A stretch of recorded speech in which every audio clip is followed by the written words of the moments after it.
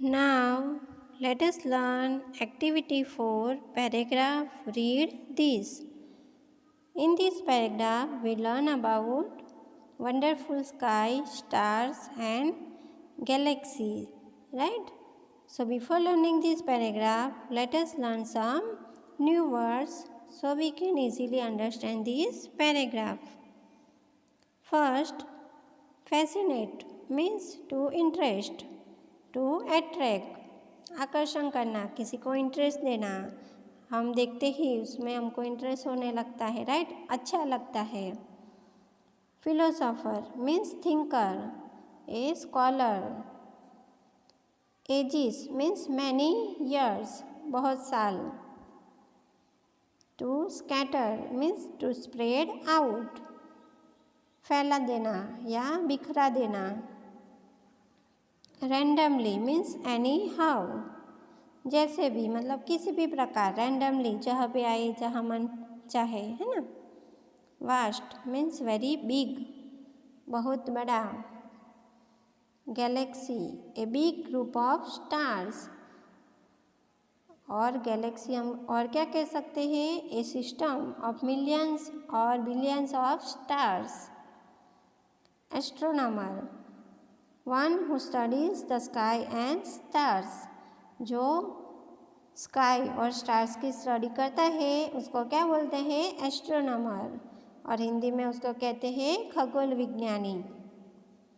To estimate means to guess, अंदाज लगाना या अनुमान लगाना। बीच मीन्स सी शोर, जो समुद्र का किनारा होता है उसको क्या बोलते हैं, बीच। To determine means to decide, तय करना, ठान लेना, है ना। डेप्थ मीन्स डीपनेस, गहराई, उसकी सीरियसनेस, उसकी गहराई कितनी है, राइट, ऊंडाई। Okay, now let us learn this paragraph.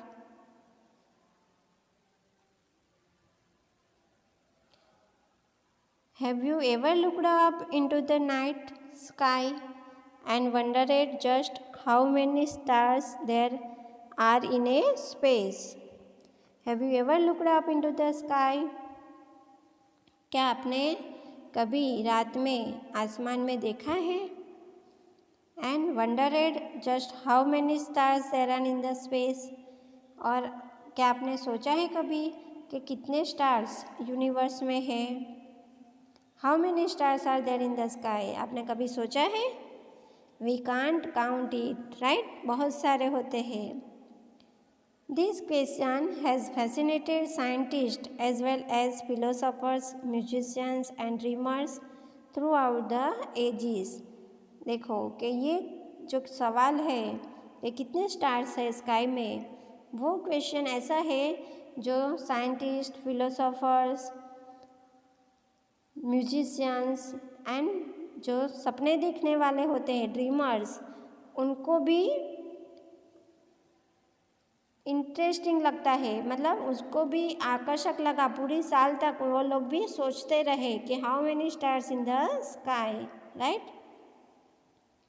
Stars are not scattered randomly through the space, they are gathered together into vast groups known as galaxies. जो स्टार्स है वो ऐसे तैसे यूनिवर्स में फैले हुए नहीं हैं, राइट। दे आर गैदरेड, सब स्टार्स मिलकर एक बड़ा ग्रुप बनाते हैं और उसको क्या कहते हैं, गैलेक्सी कहते हैं।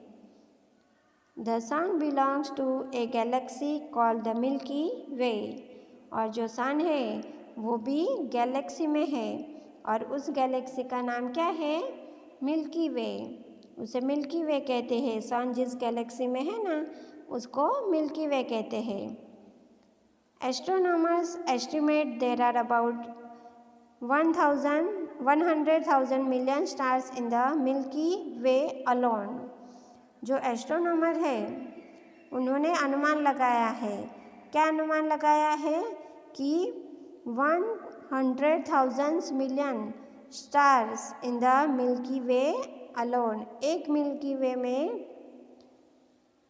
सिर्फ मीन्स सिर्फ एक मिल्की वे में कितने स्टार्स है? 1000 मिलियन स्टार्स है सिर्फ वन मिल्की वे में।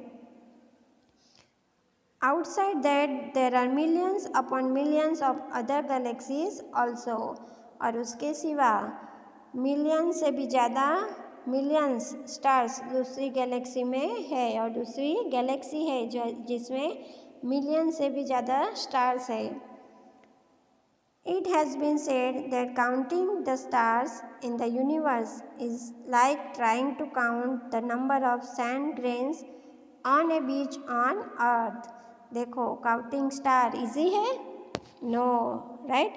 तो ऐसा कहा है कि वैसा कहा जाता है कि यूनिवर्स में जो स्टार्स है उसको गिनना पृथ्वी पर जो सीशोर है समुद्र तट पर रेत होती है ना, तो रेत के दानों की जो संख्या होती है उसको गिनने की कोशिश करने जैसा है।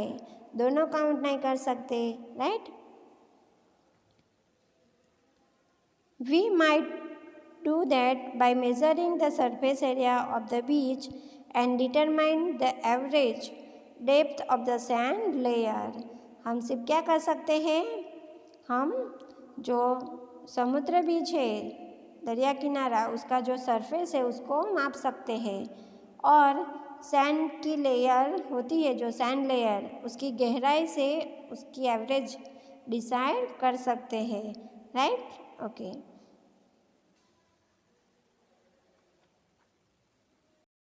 Look this picture, did you know? आपको पता है? In 1995, an image from the Hubble Space Telescope suggested that star formation had reached a peak at roughly 7,000 million years ago.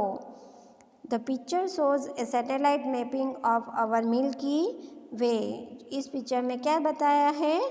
जो मिल्की वे है उसका पिक्चर दिखाई दिया है, और ये सैटेलाइट्स उसको फोटो को कैप्चर करता हुआ दिखाई देता है, राइट?